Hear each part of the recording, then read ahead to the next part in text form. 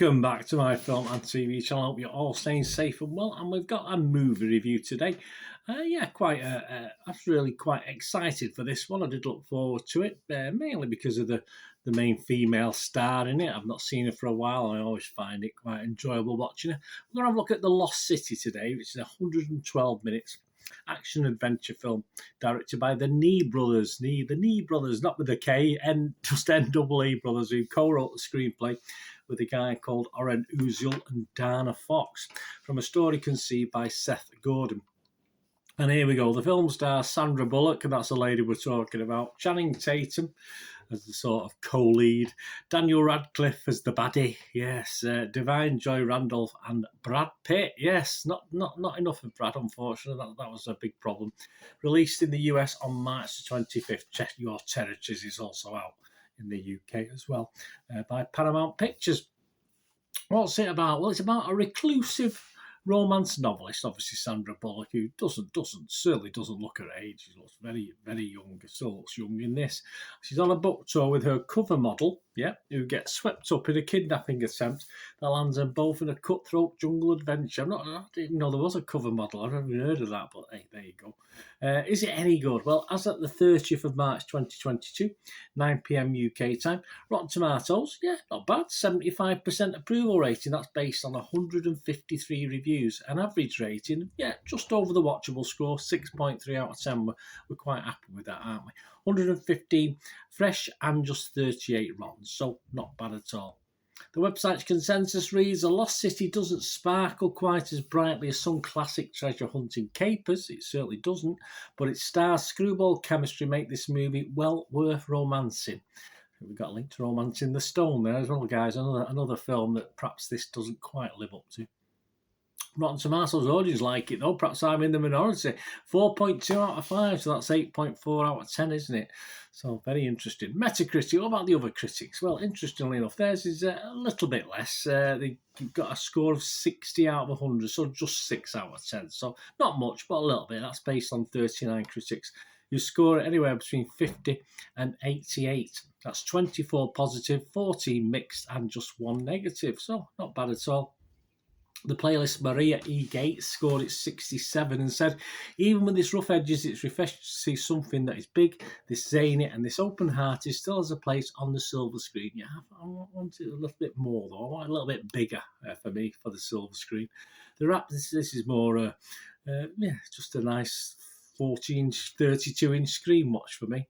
The Raps Martin side, he gave it 70 and said, after the quick-witted and action-packed first act, the film switches gears into full romance novel mode. Unfortunately, The Lost City never manages to sustain or recover once Pitt's rousing cameo is over. I would have to agree. It's still pleasant, though it's unlikely to satisfy those thirsting for action adventure. So a very kind score, that 70, considering those remarks, I think.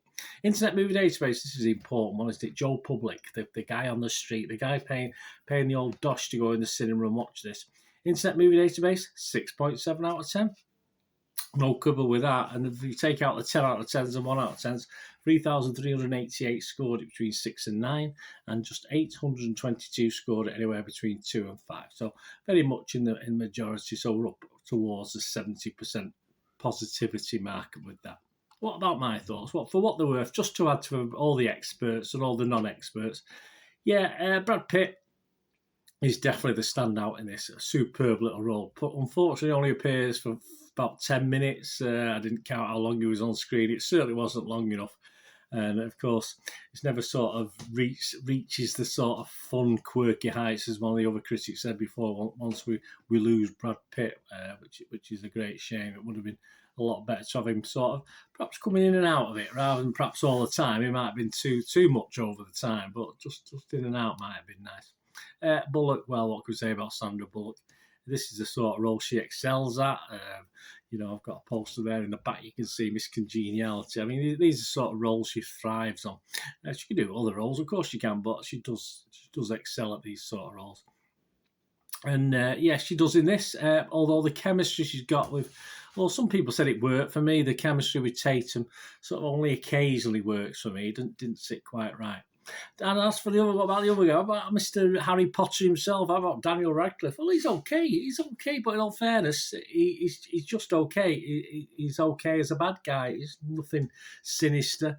And that's really my word for this film, okay, because the action adventure is fairly low key, and for a $70 million budget plus, it looks more of something you could put on a stage. In all fairness, I know that seems a silly thing to say. You've got volcanoes, etc., but it just seems like a very clever stage production could have coped with this, and not the greatest use of the Dominican Republic, where most of the on location shooting was shot.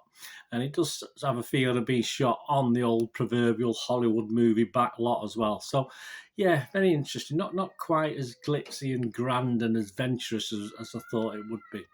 I mean, the humour in these is sort of doesn't is always important, isn't it? In these sort of films, it only really works when Bullock is involved. It doesn't really work with some of the other minor characters, if you like. Notably, Davine Joy Randolph as Beth Hatton. She has a little mini adventure herself, and there's supposed to be humour in that, but it never quite works. So it's only really Bullock and Tatum where there's a little bit of humour, especially Bullock, who actually brings the humour to the front and centre, if you like. For me, there's just not really any fizz at all. There's not really any jeopardy. No great escapes. There were escapes, but no fantastic, mind-blowing escapes. And just as I say, I think to sum this film up, I would just say it was okay, and it was just under 2 hours, about 20 minutes too long for what we got. I got a little bit bored at times watching it, unfortunately. And as I said, it is okay. It's okay, and that's all I'm going to say. So I'm a bit down on what other people are saying. I mean, the Brad cameo, of course, and the Bullock presence, Bullock charm, if you like, always made it sort of worth watching. Even was getting a little bit bored. I was always dragged back to it. But I did struggle a little bit with this, and it was a bit of a letdown because I was looking quite forward to it. I just don't think it's one of the best. It's not a romantic action adventure that will live long in the memory, at least for me. So please let me know what you think of it. Totally wrong, I don't know. I just thought there was something missing from this. So I'm going to give it a watchable score. I think that's fair enough. I'm going to give it a 6 out of 10, which is my basic watchable score. But as I said, a little bit. I was expecting a little bit more. I don't think Sandra Bullock let me down, but perhaps Brad Pitt certainly didn't. But obviously, other parts of the film did. So I'll give it my basic 6 out of 10. It was, as I said again, it was okay. Thanks for watching.